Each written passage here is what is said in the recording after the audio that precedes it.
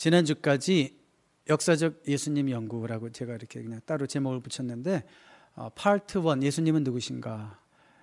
그의 주장은 엄청난 것이었고 그는 도덕적으로 완전했던 것으로 보이고 그는 죽음을 이기고 부활했다라고 책에서 이렇게 썸머리를 해주고 있죠. 예수님이 누구신지에 대해서 분명히 우리가 이미 알고 있었던 예수님이지만 다시 한번 분명하게 더 클리어해진 줄로 믿습니다. 그렇죠? 여러분 더 이제 예수님 생각하면 한 달 전이랑 지금이랑 조금이라도 차이가 났으면 좋겠어요. 예수님 하고 이렇게 기도하면서 예수님 눈 감았을 때 우리 예수님이 어떤 분이신지가 이렇게 탁 지나갔으면 좋겠어요. 자, 그러면 이제 이 책의 구조를 다시 한번 볼게요. 파트 1은 그리스도는 누구인가? 우리가 2장, 3장, 4장 했고요. 이제 오늘 5장부터는 인간의 상태 두 번째 파트로 들어가죠. 인간의 상태에 대해서 이제 아주 막 신랄하게 얘기합니다. 신랄하게. 뭐 얘기하고 싶은 거예요? 너 뭐라고요? 죄인이야? 이제 이 얘기하려고 지금 이렇게 칼을 갈고 있죠. 네, 그래서 이제 파트 2로 들어왔다라는 거 이해하시면 되겠습니다. 자, 그래서 이제 챕터 5 책 다 읽고 오셨죠? 자, 끄덕끄덕 하시는데 보통 이렇게 무슨 막 공부를 하고 이러면 한 이때쯤 되면 이제 지치거든요. 왜냐하면 이제 반 가까이 왔을 때쯤 막 지치고 막 누락자 생기고 우리는 누락자를 허용 안 하지만 어쨌든 막 누락자 생기고 좀 해이해지고 흐지부지해지고 뭐 여러 가지 이유가 있어요. 그러니까 뭐 의지가 약해서 그럴 수도 있고 나 이거 뭐 다 아는 건데 라는 약간의 좀 높아진 잘못된 마음, 제일 경계해야 될 마음, 그런 게 있을 수도 있고 뭐 하여튼 여러 가지 이유 때문에 게을러질 수 있는데 다시 한번 정신 바짝 차리고 우리가 좀 힘내서 뛰기를 바랍니다. 죄의 실상과 성격인데요. 첫 번째 질문을 던지면서 이제 한번 제가 강의를 간단하게 드릴 거예요. 인간의 죄인된 실상을 아는 것이 왜 중요한가? 만약에 뭐 좀 몸에 문제가 있어서 병원에 가서 CT 촬영을 잘했어요. 와, 너무 장비도 끝내주고 아주 완벽한 장비입니다. 그래서 의사가 완벽합니다. 검사가 아주 완벽하게 됐습니다. 그러면 이제 병이 나섰어요? 안 나섰어요? 안 나섰죠? 네, CT 촬영을 잘한 것 뿐이죠. 이거 비싼 겁니다. MRI 자기공명 촬영 이거 비싼 거예요, 이거. 보험 처리됐어요. 완벽해요. 아무리 온몸을 그냥 훑어도 그것은 진단이지 치료는 아니라는 거죠. 마찬가지로 인간의 실상을 안다. 그러면서 이제 막 우리에게 율법이 옵니다. 말씀이 옵니다.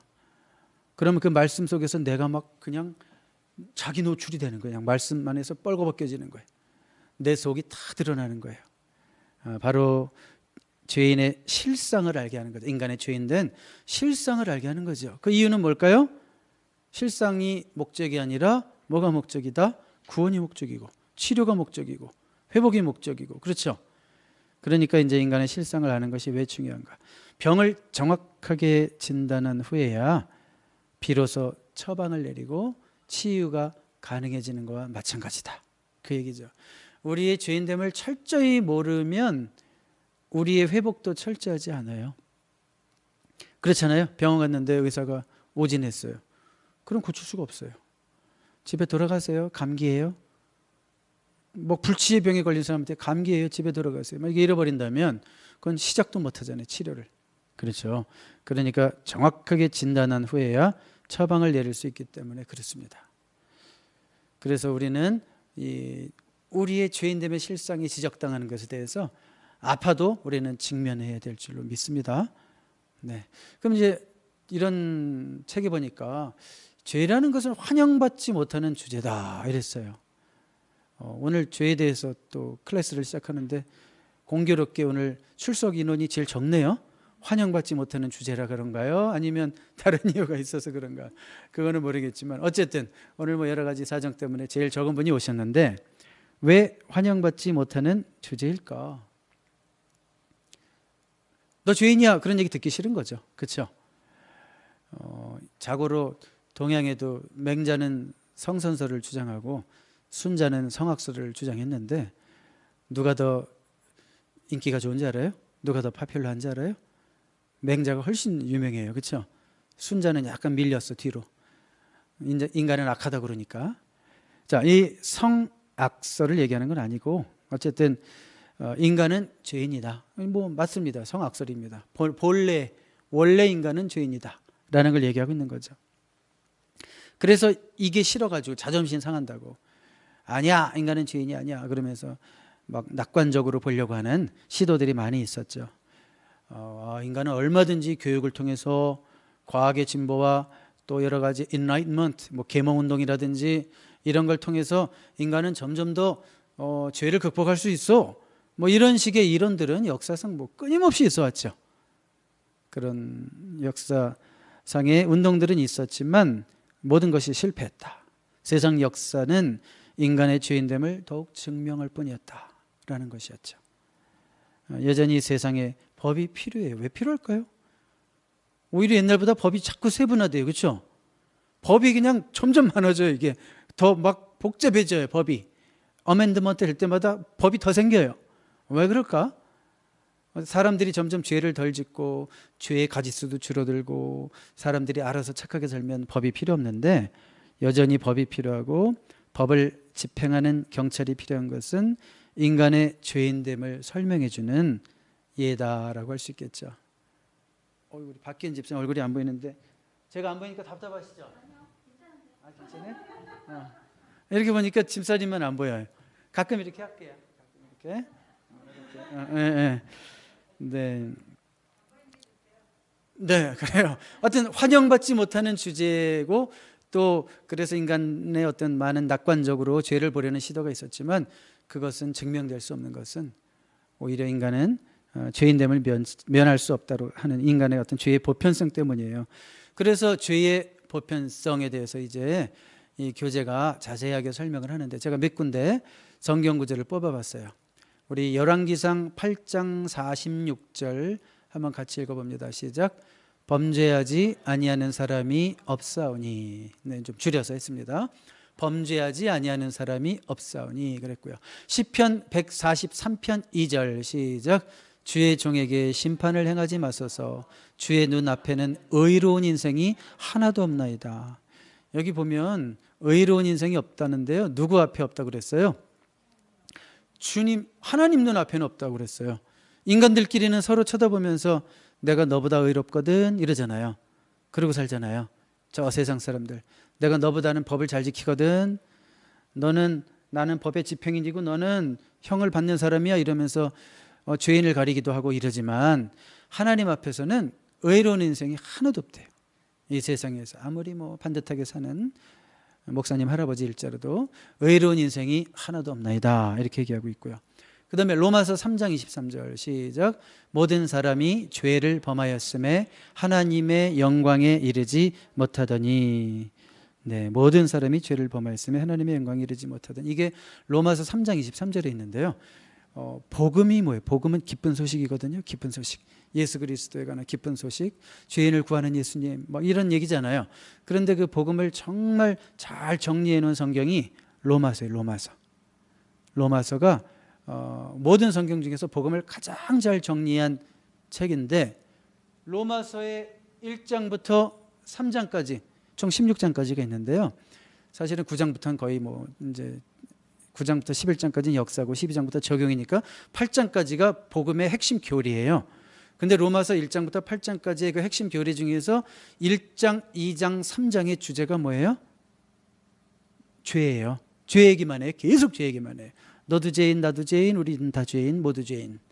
그래서 3장 거의 끝부분에 가가지고 모든 사람이 죄를 범하였음에 하나님의 영광에 이르지 못했다라는 것은 좀 쉬운 영어로 하면 God's glorious standard, 하나님의 영광스러운 기준에 미치지 못했다는 거예요. 하나님이 정해놓은 스탠다드에 갈 수 있는, 커트라인을 통과할 수 있는 사람이 아무도 없다, 그런 얘기예요. 그래서 인간의 모두가 죄인이다. 그래서 로마서 3장에서 끝나면 인간들은 절망, 완전히 프러스트레이트 되는 거예요.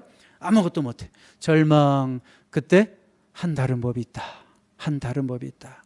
예수 그리스도의 법이다. 그러면서 이제 예수 그리스도를 소개하는데, 예수 그리스도가 구원이 되기 위해서 인간이 먼저 죄인인 것을 그냥 철저하게 로마서 1장, 2장, 3장, 저도요 도덕적으로 이렇게 반듯한데요, 그런 자들도, 저도요 교회 30년 이상 다녔는데요, 그런 종교인도 유대인도 너나 할 것 없이 그냥 원래 그냥 생겨먹은 죄인을 포함해서 모두 너나 할 것 없이 다 죄인이다라는 것을 철저하게 정죄한 후에 살 수 있는 길이 여기 있다 하면서 예수 그리스도를 소개하는 거죠.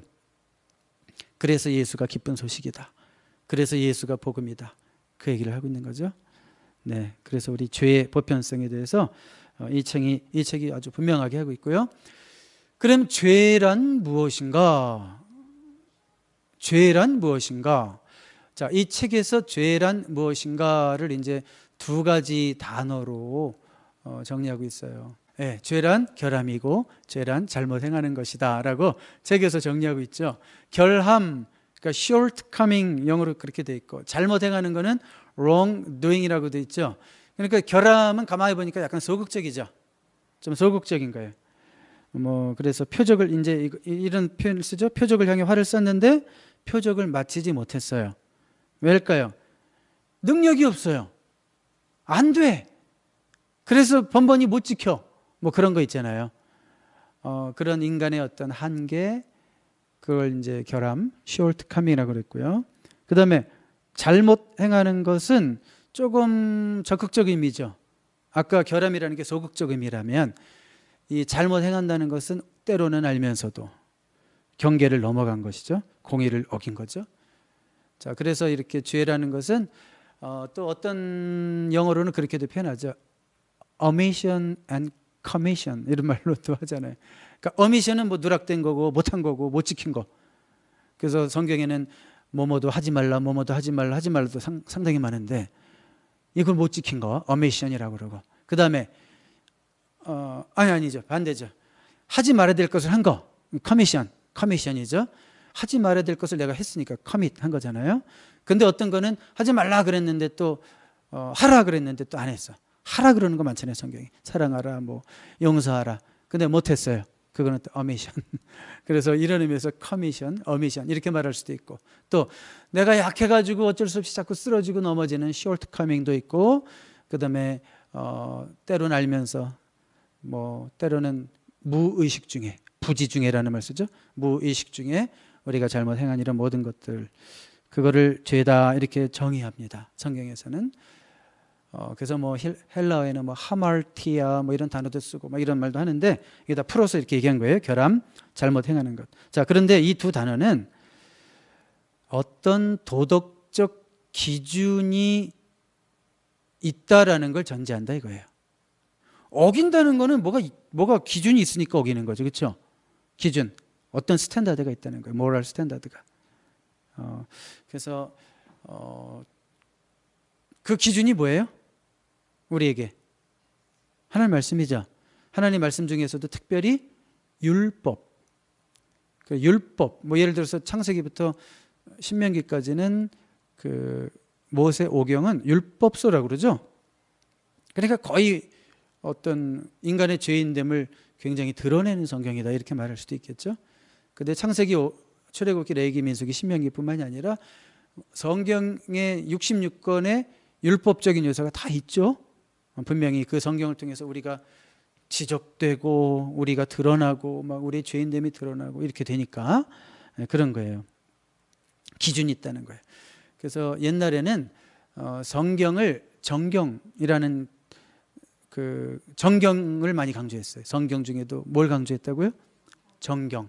그러니까 정경이라는 것은 절대 바뀔 수 없고 첨가될 수도 없고 누락될 수도 없는 하나님의 철저한 말씀. 그 정경을 영어로 뭐라고 그랬냐면 캐논이라고 그랬어요. 캐논. 그 캐논이 원래는 무슨 뜻이냐면 척도라는 뜻이에요. 척도, 기준, 척도. 그러니까 성경은 우리 삶의 척도, 우리의 어떤 도덕적인 삶의 기준이 된다는 뜻이에요. 그러니까 성경은 캐논이다. 정경은 척도다. 그래서 우리 소그룹이 아니라 오늘은 이제 수요일 모임인데, 이 모임의 기준이 되는 자매님이 누구지 지금? 이름이 정경이니까. 네. 아, 그렇게 외우시라고요. 그러니까 기준, 척도. 그래서 하나님의 말씀은 우리의 척도다. 내가 정말 하나님의 말씀 가운데 서 있는지 이렇게 보여주는 거울 같은 거예요. 거울 같은 거. 기준이 되고 척도가 된다. 그런 얘기예요. 그래서 죄가 무엇인지 우리가 한번 정의를 봤는데요. 그런데 문제는 척도가 다 틀려, 사람마다. 자기 멋대로 다 기준을 세워놨어요. 나라마다 다 틀리고. 또 어떤 문화권에는 우리가 생각하는 성경이 말하는 죄가 전혀 죄가 아니에요, 그냥. 여러분, 그거 저는 뭐 자꾸 또 그 얘기하는데, 걸어서 세계 속으로 그 프로를 하도 보다 보니까 가끔 이제 그 손님 맞이하는 풍속도 몇 번 나왔어요. 뭐 거기서 그런 장면이 나온 건 아니지만, 이 민족은, 우리 부족은 손님에게 자기 와이프를 이렇게 접대를 한대요. 아직도 이런 민족이 있대요. 아직도 지구상에. 근데 그런 거에 대해서 어떤 비윤리적인 비도덕적인 생각을 그 사람들 해야 하네요. 심각한 거죠. 무슨 얘기인가 하면, 우리 삶 속에 하나님 말씀이 없으면 기준이 없어지는 거예요. 백성들이 기준이 없으면 방자에 행한다, 이런 말씀이 있어요. 그러니까 하나님 말씀에 기준이 없으면 마음대로 사는 거예요, 그냥. 그런데도 또 감사한 것은, 하나님의 말씀이 없어도 하나님께서는 우리에게 어느 정도는 또 우리 마음속에 심어주신 기준이 하나 있어요. 그걸 뭐라고 그래요? 두 글자로? 그게 양심이라고 그러죠. 그래서 이 말씀, 기록된 말씀의 법이 없어도 양심의 법은 또 절대 속일 수 없다라는 거죠. 네. 그래서 기준이 다 틀리지만, 뭐 그래서 어떤 사람들은 상대적인 비교 속에서 조금 우쭐해하고 뭐 그러기도 위안을 받으려고 하는 자도 있지만, 하나님의 높은 기준 앞에서 뭐 아무리 뭐 기준이 틀리건 뭐 기준이 낮건 기준이 높건, 하나님의 절대 기준, 아까 얘기했죠. God's glorious standard. 하나님의 그 영광스러운 기준에 미치는 사람은 아무도 없다는 거예요.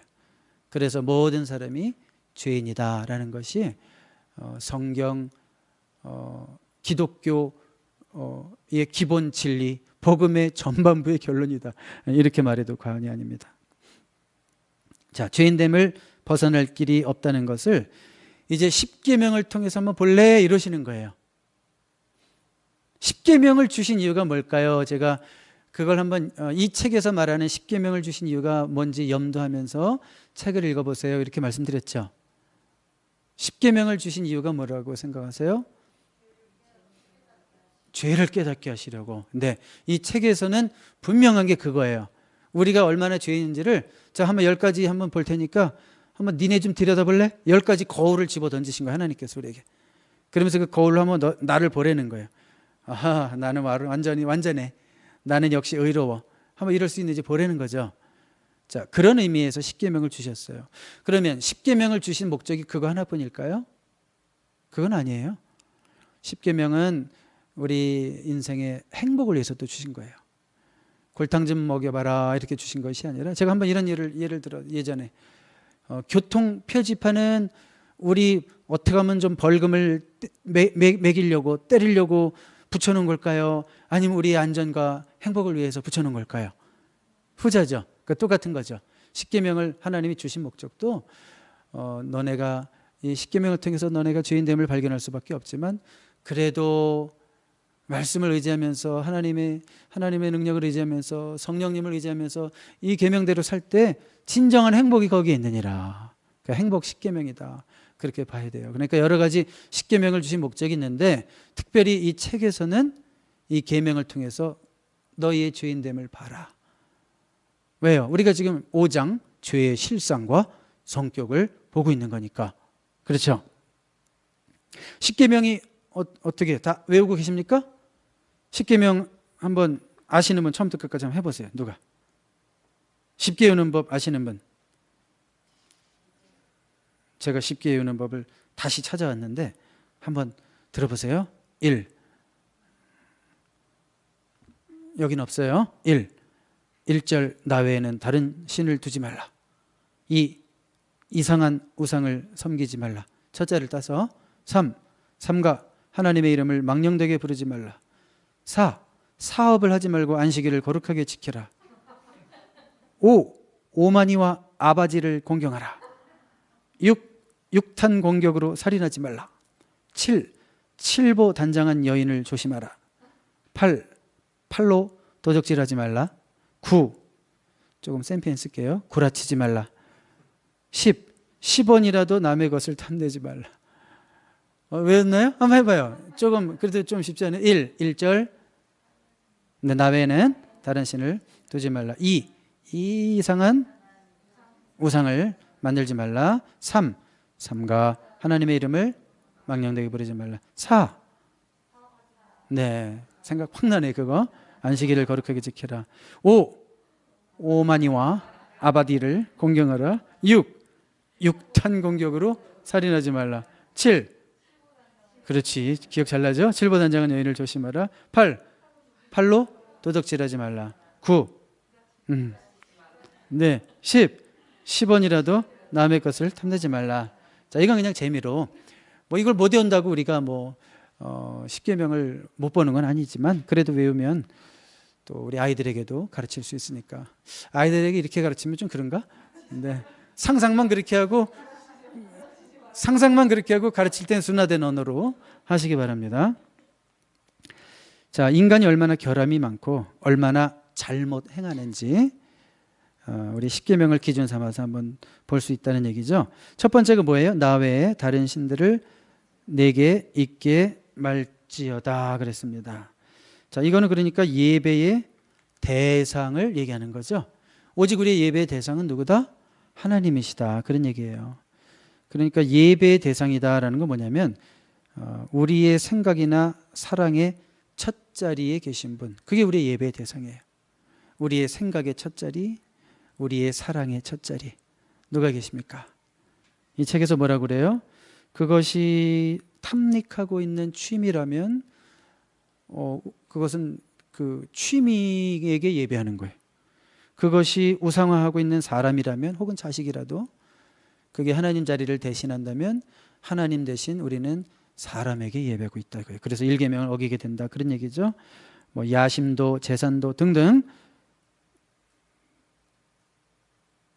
첫 자리, 우리의 생각이나 사랑의 첫 자리 있어야 될 하나님 대신 어떤 사물이나 사람을 둘 때 이 법은 깨뜨려진다, 그런 얘기죠. 이 법을 종종 어기죠, 우리가. 그렇죠? 저도 그런데요. 저도 목사라고 맨날 예배할 생각만 하고 하루 365일 하나님 막 이러고 사나요? 그렇대 또 어떤 분은. 그렇진 않아요. 저는 그렇진 않다고요. 어떨 때는 하나님 생각 하나도 안 나요. 그래서 뭔가에 빠져가지고 막 그거에만 몰입하다가 내가 왜 이러지? 막 이럴 때도 있어요. 그러니까 우리가 참 이런 모습을 이 계명을 지킬 수 없는 존재다라는 것. 두 번째, 너를 위하여 새긴 우상을 만들지 말라. 다른 1계명이 예배의 대상에 대한 것이라면 이 계명은 이 책에서 뭐라 그러냐면 예배의 자세에 대한 것이다 그랬어요. 자세. 진정으로 드리는 예배와 종교 행위는 다른 거다. 이 책에서 이런 강조를 많이 하고 있죠. 우리가 종교적인 행위 다 할 수 있다. 주일날 교회까지 올 수도 있다. 헌금 드려 찬양에 기도에 다 할 수 있다. 그러면서도 이것이 진정으로 드리는 예배가 아니라 종교 행위로만 끝날 수도 있다. 그러면서 그런 예배의 자세를 얘기하는데 그게 종교 행위로만 끝난다면 그건 새긴 우상을 만든 거다, 이렇게 얘기하고 있어요. 여러분이 직접 새긴 우상 만든 거 있습니까? 최근에 집을 볼 일이 있어가지고 이렇게 집을 하나 이렇게 구경을 했는데 이렇게 그 집 마당을 보니까 그냥 이만한 새긴 우상이 석가모니를 그냥 만들어 놨더라고요, 크게. 그래가지고 에휴, 이 집에는 기운이 안 좋을 것 같아, 영적인 기운이 안 좋을 것 같아, 이런 얘기 던졌는데 그거 그냥 하는 얘기고, 저는 오히려 그런 집 가고 싶거든요. 더 오기로 그런 집 가가지고 우상단지 다 이렇게 뜯어내고 찬송 불러가지고 나쁜 기운도 날아가게 하고 그냥 하는 얘기고요. 그러니까 우리가 이런 새긴 우상 집에다 만들어 놓으시면 없잖아요. 우리 집 앞에도 어떤 사람 거북이 이딴만한 거 그거 왜 놓는 거예요? 지켜달라는 거예요? 뭐예요? 거북이인지 두꺼비인지 맹꽁인지 이만하더라고. 그러니까 그거 새긴 우상이라는 건 뭐냐면 여기 이 계명에 보면 너를 위하여 새긴 우상을 만들지 말라 그랬어요.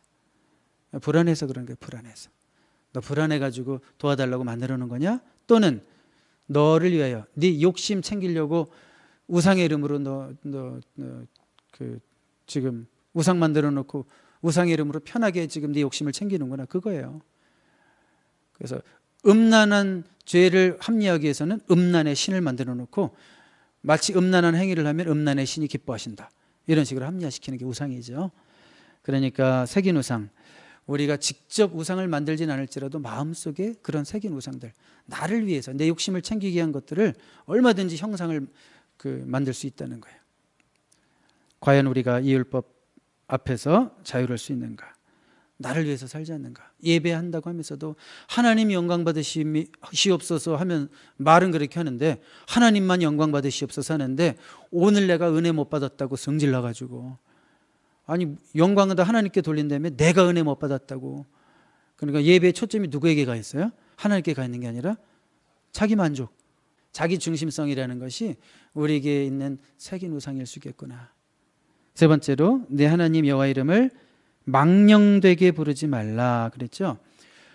망령되게 부르지 말라라는 것은 하나님의 이름을 misuse, 잘못 사용하지 말라는 거예요. 하나님의 이름을 존중해서 불러라, 막 부르지 마라. 아무 때나 하나님, 그냥 아무 때나 뭐 그렇게 하나님의 이름을 가볍게 여기지도 말고, despise, 경멸해도 안 되고, 뭐 또 어떻게 하는 게 하나님의 이름을 막 misUse하는 걸까요? 막 부르는 걸까요? 김영희 집사님, 하나님의 이름을 막 부르는 사람들 본 적 있어요? 주변에서 망령되게? 아무도 없어요? 오마이갓도 의미도 없는데 자기 성질을 한다고 오마이갓 이러는 것도 하나님의 이름을 굉장히 미스유지하는 거죠. 그냥 귀엽게 뭐 가끔은 받을 수도 있지만 오마이갓 이러면 좀 받을 수도 있지만 어떤 사람 보면 막 진짜 분노하면서 막 하늘 쳐다보면서, 그런 사람 봤어요? 잘못은 지가 다 해놓고 막 하늘 쳐다보면서 오마이 막 이러잖아요. 그러니까 또 요즘 영어에는 또 오마이갓에서 하나 더 생겼죠. 아 지저스 막 이러면서, 왜 욕할 때 지저스를 불러요? 그게 미스유지죠. 그거는 진짜 하나님의 이름을 진짜 망령되게 부르는 거고요. 단순히 말의 문제가 아니라 또 하나 더 있어요. 우리의 행위와 말이 모순될 때, 지금 그것도 마찬가지예요. 지저스, 오마이갓, 이것도 모순되잖아요. 하나님을 우리가 뭐라고 불러요? 주님이라고 부르는, 주님, Lord, Lord, 아도나이, 아도나이, 주님이라고 부르면서도 사는데 진짜 누가 주인이에요? 가만히 보면 하나님이 주인이에요? 내가 주인이에요? 어떤 사람들 사는 거 보면 자기가 주인이에요. 교회 와서 기도할 때 뭐라 그래요? 오 주님, 그러면서 자기 마음대로 산다고요. 입으로는 주님 그러면서 진짜 주인은 자기야. 결정적일 때는 하나님 말씀 하나도 안 들어요. 필요할 때만 주님 부르고, 십자가를 지고 나를 따라올래? 그러면 죄송합니다 하고 도망간다 이거예요. 자, 그런 거죠. 그 다음에 하나님을 아버지라고 부르면서도 염려, 의심으로 가득 찬 삶을 사는 거. 하나님 아버지다라는 것은 하나님 나 보호자, 프로텍터, 가이드 이런 뜻이거든요. 하나님 알아서 다 해주실 거야. 그런 믿음의 표현이에요. 하나님 아버지라고 부르는 순간. 그런데 그냥 하나님 아버지 하면서 30분 동안 그렇게 기도하는데 얼굴이 안 펴져. 찡그려져가지고. 왜요? 못 믿어가지고. 입으로는 하나님 아버지 그러는데 기도 끝나고 나가는데 얼굴이 찡그려져 있어 아직도. 그게 뭐예요? 기도 왜 했어 그럼? 아니죠. 그러니까 그게 바로 하나님의 이름을 망령되게 부르는 거예요. 네 번째 뭐예요? 안식일을 기억하여 거룩히 지키라. 인간의 몸과 마음은 휴식이 필요합니다. 오늘 하루 수고하셨는데 우리가 함께 공부하는 이 시간이 여러분에게 휴식이 되었으면 좋겠어요. 근데 어떤 휴식이냐? 우리는 영적인 존재이기 때문에 영이 휴식이 필요해요. 그래서 영은 예배를 필요로 하는 거고, 몸과 마음은 또 휴식을 필요로 하는 거예요. 영은 예배를 필요로 한다. 따라서 안식일은 휴식의 날이며 동시에 예배의 날이다. 이 책에서도 이렇게 말씀하고 있잖아요. 그러니까 이날은 이런 찬송이 있죠. 이날은 주의 지으신 주의 날일세, 이런 말이 있어요. 그러니까 이날은 우리의 날이 아니라 누구의 날이에요? 주의 날이에요. 주의 날이기 때문에 우리의 방법이 아니라 주님의 방법대로 사용해야 합니다. 우리 그러지 못할 때가 너무 많아요. 안식일을 우리는 주일로 생각해서 단어를 바꾸십시오. 주의를 어기는 것에 대해서 고민하지 않는 것 생각해 봐야 되겠죠. 자, 네 부모를 공경하라. 몇 번째 계명입니까? 5번째. 근데 보세요. 그 10계명은 두 돌판인 거 아시죠? 요거 1, 요거 2, 여기 5개, 여기 5개. 근데 요 1, 2, 3, 4, 5를 대신계명이라고 그러죠, 보통. 하나님과 우리 사이에. 그 다음에 6계명부터 10계명까지를 뭐라고 그래요? 대인계명이라고 그러죠. 하나님과 사람과 사람 사이에. 그래서 6부터는 살인하지 말라. 이건 사람과 사람 사이니까. 근데 5계명, 부모를 공경하는 건 분명히 사람과 사람 사이인데도 불구하고 이 대신계명 판에 부모를 공경하라를 넣었어요. 그러면서 이 책에서는 뭐라고 설명하고 있어요? 왜 그럴까? 왜 이거는 대인계명으로 안 들어가고 여기 4개, 여기 6개 들어가는 게 맞지 않나? 왜 여기로 들어갔을까요? 최소한 미성년기 동안은 부모가 하나님을 대리하는 위치에 있기 때문이다 그랬어요. 그래서 우리 어린아이들이 부모님이 일종의 하나님의 대리자다라고 생각하고 순종해야 되는 거죠. 에이, 우리 부모님이 어떤 분인데요. 우리 부모님 말 들었다면 큰일 나요. 이런 부모님일지라도 부모님의 포지션을 인정해야 되는 거죠. 하나님이 나에게 주신 부모님이라는 그 위치는 우리가 인정해야 돼요. 어쨌든 기본적인 원리는 그거라 이거예요. 하나님의 대리자로 대리하는 위치에 있다. 자, 그렇다면 오늘날 부모님들을 대하는 자녀들의 모습은 어떤 따님이 고등학교 졸업하자마자 엄마 속 썩이기 위해서 대학하자마자 엄마 몰래 가출을 했어요. 그러다가 몇 년 후에 다시 돌아왔지만 엄마 속이 얼마나 탔겠어요. 그게 바로 지금 앉아있는 아무개 자매님의 얘기잖아요. 이 자매처럼 이렇게 우리는 다 이렇게 부모님의 속을 썩이고 하나님이 대리의 역할로 그 위치에 세워주셨는데 이 가정에서 이렇게 5계명이 어마어마하게 깨지고 있잖아요. 그렇죠? 그러니까 지금 이 계명들을 보는 건 뭐예요? 우리는 안식일도 못 지켜, 부모도 공경 못해, 하나님 이름도 함부로 불러, 뭐 하나도 못 지킨다 이거지. 그 얘기하고 싶은 거예요. 6번째, 살인하지 말지니라. 혹시 여기 살인 경험 있으신 분? 에이, 다 들어야죠. 손을 다 들어야죠. 그렇죠? 왜요? 이 책 읽었다면 다 들어야지. 다양한 형태의 살인, 눈초리로도 살인할 수 있다. 이야, 4살, 5살짜리 우리 꼬마도 눈초리가 아주 장난이 아니에요. 연기력이. 우리 집에 오는 아이 중에 하나. 대단해. 어떻게 그냥 눈초리. 자, 뭐 그건 귀여운 거고. 근데 여러분, 눈초리가 진짜 사람 죽일 수 있죠. 날카로운 말, 노하고 욕하는 것, 분노, 증오, 험담, 심술, 질투 등등 이 모든 것이 마음으로 살인할 수 있다는 거예요. 예수님이 하신 말씀이에요. 이미 미워하고 욕하고 라가라하고 무시하고 이런 모든 것들이 결국 살인이라고 하셨어요. 살인의 동기가 되기 때문에. 그 다음에 간음하지 말지니라. 혹시 간음죄 또 지신 분 있냐고 물어보기 이건 좀 질문이 너무 센데. 근데 여기 보시면 불성실한 결혼 생활은 물론 혼전 성관계, 부부간의 이기적 요구, 이혼의 사유가 되는 행동, 음란한 생각 등등 이런 모든 것이 간음이다. 그러니까 뭐예요? 간음이라고 하는 것은 원래 뭐냐면 남편이 있는 유부녀를 범하는 게 간음이에요. 성경적으로는. 그래서 그 최초의 그 법의 시작은 약한 여인들을 보호하는 법이에요. 그러니까 여인들이 막 그냥 그 남성 중심 사회에서 당하고 피해자가 되는 것을 막기 위해서 사실은 이 법이 시작했죠. 그래서 사실 남자들에게만 적용되는 법이었어요. 구약 시대에는. 근데 오늘날은 여자들이 남자를 간음도 하고, 그 다음에 예수님은 법은 이렇게 말하고 있지만 예수님은 너의 의도부터 봐라. 행해지는 결과로서의 법이 아니라 네 마음속에 벌어지고 있는 일부터 죄다 그랬어요. 그래서 여인을 보고 음욕을 품는 자마다 간음죄를 범한 거다 그랬어요. 남자들에게 여인을 보고 한 번도 음욕을 품어보지 않은 분이 있습니까? 이렇게 얘기해 보면 아무도 손을 못 들어요. 왜요? 최소한 중고등학교, 대학교 때까지 그런 짓을 많이 했거든요. 네, 장가가고 이제 정신 차렸지만 그럴 수 있단 말이에요. 그런데 뭐 어떤 분은 나이가 80이 돼도 그거를 못 이기는, 여전히 그런 죄를 짓고 있는 사람도 있을 수 있고. 그러니까 뭐예요? 역시 이 법 앞에서도 나는 이 법이랑은 상관없어 이렇게 얘기할 수 있는 사람이 없다라는 거죠. 도둑질하지 말지니라. 자, 이건 실제로 우리 도둑질은 진짜 한 적이 있을 것 같아요. 그렇죠? 도둑질 혹시 한 번이라도 해보신 분 한번 솔직히 자수해봐요. 저도 도둑질 저 해본 적이 있어요. 와, 없는 분들은 제가 존경해요. 진짜 몇 분 있네요. 여기 없는 분들도 있는데 대부분은 다 했네요.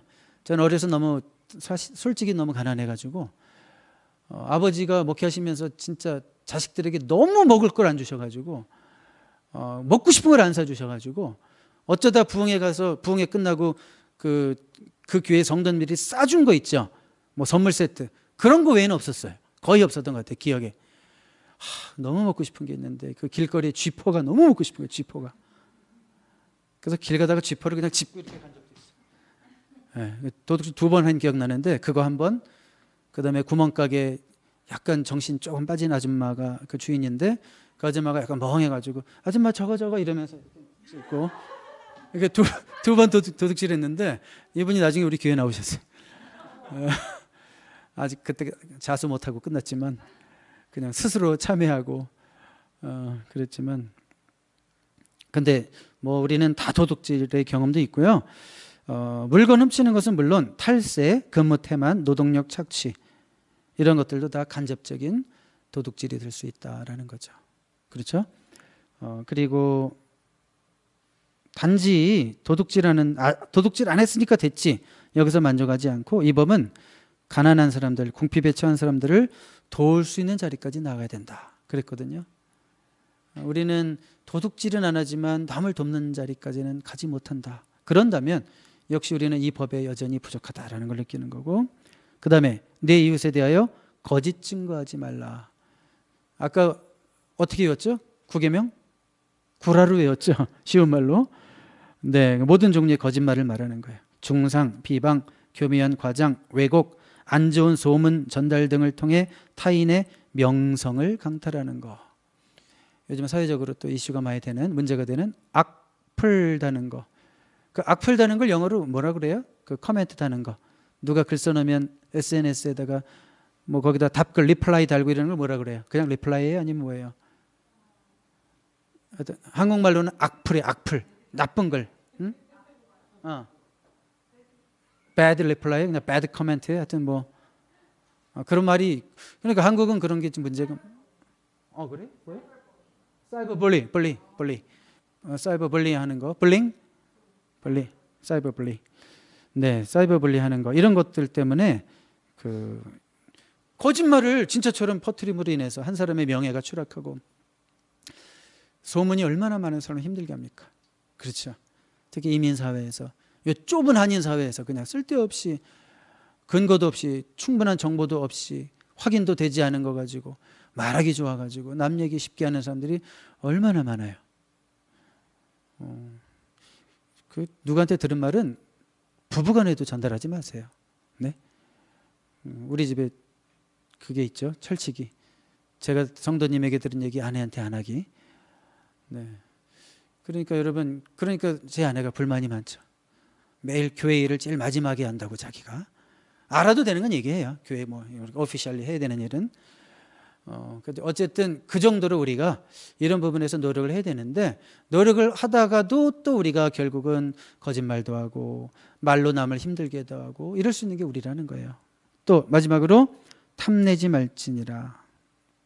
이 계명은 10계명을 외적인 법 수준에서 내적인 윤리 수준으로 올려놓는다, 이런 표현을 썼어요. 무슨 얘기인가 하면 간음, 민법으로 다룰 수 있어요. 민법으로. 그런데 간음의 배후에는 뭐가 있는 거라고요? 그 음욕이 있다는 거죠. 그거는 음욕도 일종의 탐심이잖아요. 그러니까 탐하지 말라 그러면 난 간음도 안 하고 난 도둑질도 안 하고 막 이러고 좋아하다가 탐하지 말라 그러면 다 걸린다고요.